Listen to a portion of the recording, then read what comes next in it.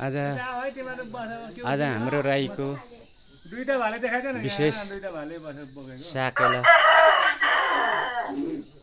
को राईहरूको साकेलाको उपलक्ष्यमा बिहानै यहाँ हामी आज पञ्चकन्या देवी माताको चाहिँ पूजा गरिँदैछ। यस पूजापछि हामी बुत्ताङ दाजुभाइ हामी बोखिमको बुत्ताङ दाजुभाइहरू एक भएर पञ्चकन्या देवीको पूजा गरी हाम्रो भान्जा चेला हाम्रो बुत्ताङ दाजुभाइ हामी सबै भेला भएर अब गएर ढोल झेम्टा निकालेर हाम्रो साकेला थानमा चण्डी साकेला नाचिन्छ। हाम्रो हाम्रो खेयौँ हाम्रो मामाजी तर आमापट्टिबाट मामा बाबुपट्टिबाट काका यस्तो परिएको छ। बाङ्गाले भनिहाल्नुभयो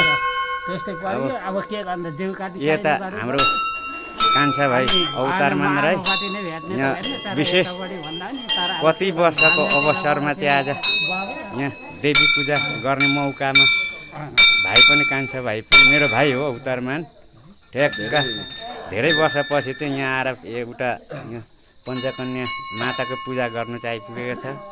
एउटा सौभाग्यले भनौँ।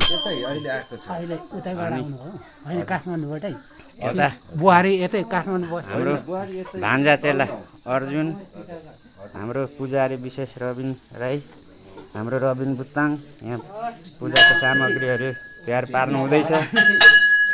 यहाँ हाम्रो भाइ भतिजहरूले भाले पक्रिरहेको छ।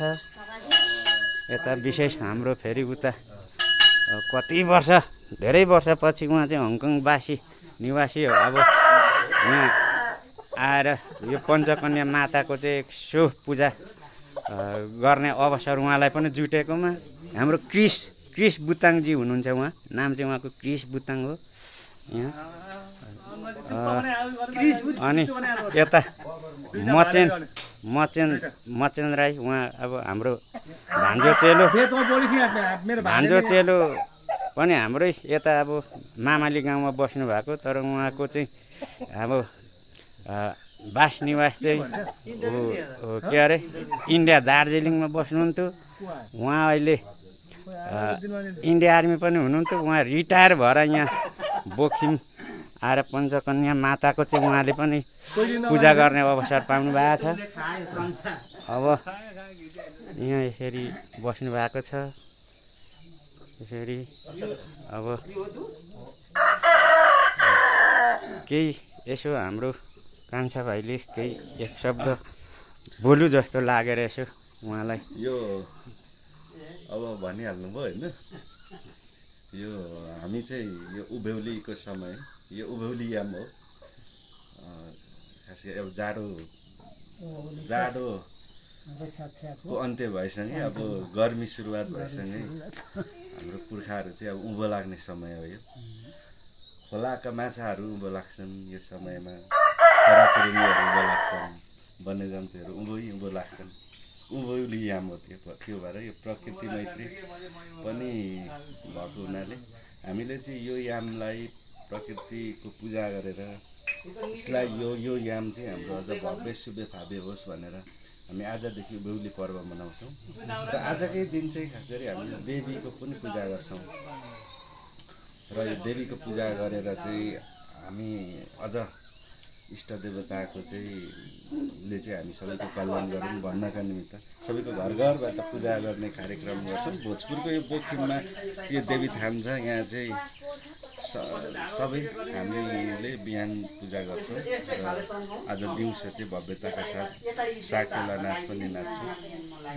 धेरै वर्षपछि आएको छु भन्दा नि आउने गर्छु। यसपटक चाहिँ अझ बढी प्राथमिकता दिएर उँभौली मनाउनका निम्ति उहाँ हाम्रो अवतारमान भाइ कान्छा भाइले अब यो हाम्रो उँभौली पर्वको बारेमा बताउनु भयो। साथै हाम्रो अहिले यो उँभौली पर्वमा हामीले बालीहरू लाएको, जुन बालीहरू सप्रियोस् राम्रो होस् भनेर चाहिँ टक्क हाम्रो क्रिस बुत्ताङजीलाई पनि केही हाम्रो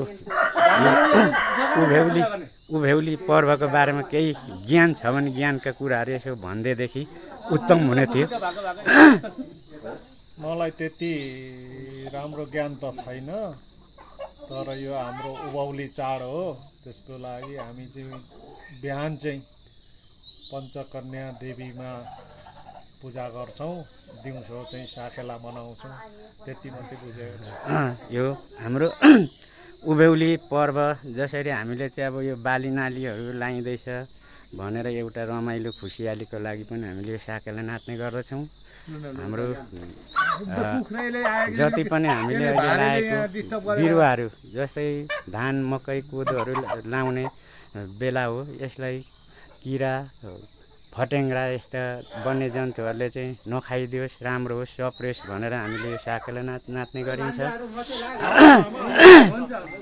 जस्तै हाम्रो मचेन्द्र राईले पनि यसो जानेको कुरा एक शब्द उहाँ